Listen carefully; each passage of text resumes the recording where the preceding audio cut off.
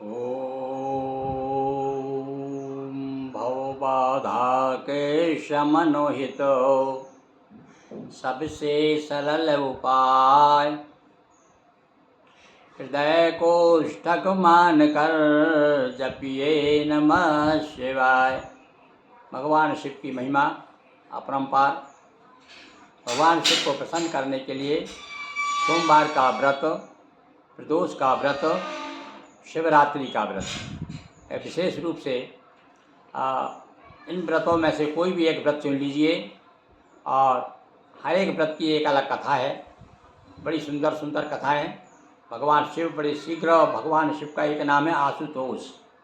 आशुतोष यानी जो शीघ्र प्रसन्न हो जाए।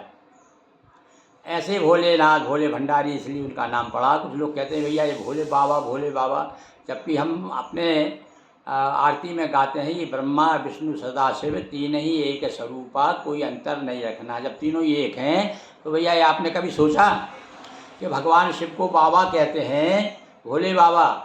ब्रह्मा को बाबा नहीं कहते, भगवान विष्णु को कोई बाबा नहीं कहता। क्या चलो विष्णु बाबा के पास चलते हैं। क्यों भाई, क्या बात है? तो उसको निष्कर्ष हमें एक बहुत बड़े महात्मा ने बताया है। देखिए आपकी बाबा क्यों है भगवान की है कि बच्चों जैसी सरलता, बिल्कुल भोले भाले हैं, बच्चों की तरह हैं भगवान भोलेनाथ। इसलिए कहते हैं बच्चों जैसी सरलता और बूढ़ों जैसा ज्ञान, इसीलिए शिव को मिला बाबा का सम्मान। बाबा क्यों कहते हैं? अरे जो छोटे बच्चे रहते हैं, आप जाते हैं दुकान पर, कहते हैं बाबा सूट दे दो। छोटे बच्चों को भी बाबा कहा जाता है और जो बाप का बाप होता है उसे भी बाबा कहते हैं। तो सयाने भी हैं हमारे भोलेनाथ, आदि देव हैं, महादेव, देवों के देव, आदि देव, उनके पहले कोई देव ही नहीं, तो इसलिए वो बाबा हैं। तो ऐसे भोले बाबा का आज हम आपको बता रहे हैं सोमवार का व्रत, सोमवार के व्रत की कथा सुना रहे हैं आज। देखिए ये सोमवार के व्रत की बड़ी सुंदर कथा है और सोमवार का व्रत करिए और भगवान शिव का जाप कीजिए। ओम नमः शिवाय का पंचाक्षरी का जाप, इसकी बड़ी सुंदर कथा है, वो कथा सुनिए। जो सोमवार का व्रत करते हैं उन्हें ज़रूर ये कथा निश्चित रूप से जिस दिन व्रत करें उस दिन जो है हाथ में चावल फूल लेकर के ये कथा जरूर सुने। तो लीजिए हम कथा शुरू करते हैं। बोलिए उमापति महादेव की जय। मंगलम भगवान शंभो, मंगलम वृषभध्वजा, मंगलम त्र्यंबको देवो, मंगलाय तनोहर। मंगलकारी भगवान शिव के सोमवार के व्रत के विषय में एक कथा आती है कि एक चित्रवर्मा नाम के एक राजा थे। उनकी एक पुत्री थी राजकुमारी सीमंतिनी। वह एक बार क्या ज्योतिषियों ने बता दिया कि इसकी ज़्यादा अधिक आयु नहीं है, 14 वर्ष की उम्र में ही विधवा हो जाएगी। अब बच्ची को चिंता हो गई। पिता ने जब बताया सब लोगों को पता चल गया कि लड़की की उम्र कम है और लड़की की उम्र के साथ साथ में क्या है कि 14 वर्ष में जब इसकी शादी हो जाएगी उस समय ये विधवा हो जाएगी। तब फिर ये याज्ञवल्क्य ऋषि के आश्रम में गई। वहाँ मैत्रेयी नाम की बहुत महान विदुषा, मैत्री का नाम आता है भैया, हमारे यहाँ ऋषिकाएँ बहुत बड़ी बड़ी ऋषिकाएँ, लोपामुद्रा हैं, मैत्रेयी हैं, अरुंधति हैं।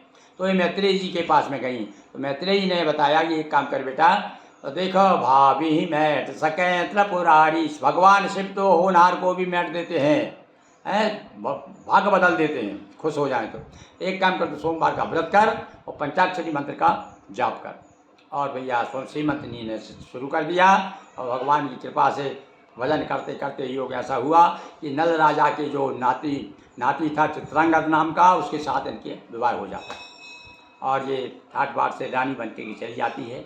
और अब जब देखिए समय आता है तो एक बार राजा जो है शिकार करने के लिए जंगल में जाता है और वहीं एक नदी पड़ती है, तो उसमें वो नाव में बैठ करके और उस पार जाता है, अथवा कह सकते हैं जल विहार कर रहा था और तूफान आता है, नाव उलट जाती है और वो डूब जाता है और इस प्रकार से मृत्यु को प्राप्त हो जाता है। पर वो मरा नहीं, भगवान शिव की कृपा से क्या हुआ, वो नागलोक में पहुँच गया। अब इधर तो ये समझने लगी कि भाई मेरा पति नहीं है, और इधर जो है दुश्मनों ने चढ़ाई भी कर दी देश के ऊपर, वो देश उनका राज्य भी छीन लिया। ये मारी मारी घूमने लगी और इधर किंतु ये पाताल में आ गए, चित्रांगद जो है नागलोक में आ गए। और तक्षक राजा ने पता चला कि अरे चित्रांगद राजा आए हुए हैं, ये शिव जी के तो बहुत बड़े भक्त हैं। तो भैया जो भगवान शिव का भक्त होता है उसे हर जगह आदर सम्मान प्राप्त होता है। वो आदर के साथ उसे बिठाला और कहा आप कैसे आ गए, ये सब बातें पूछी। उसने कहा कि कहा कि आप बड़े शिव के भक्त हैं, हम आपके ऊपर बहुत प्रसन्न हैं। और तक्षक ने कुछ भेंट वगैरह दी और कहा आप चाहिए, क्या चाहिए आपको। तो उन्होंने कहा कि भाई मेरी पत्नी जो है भगवान शिव की बड़ी भक्त है, मेरी बड़ी इच्छा है उसके दर्शन करने की, और मैं पुनः अपने वहाँ जाना चाहता हूँ, अपने राज्य में जाना चाहता हूँ।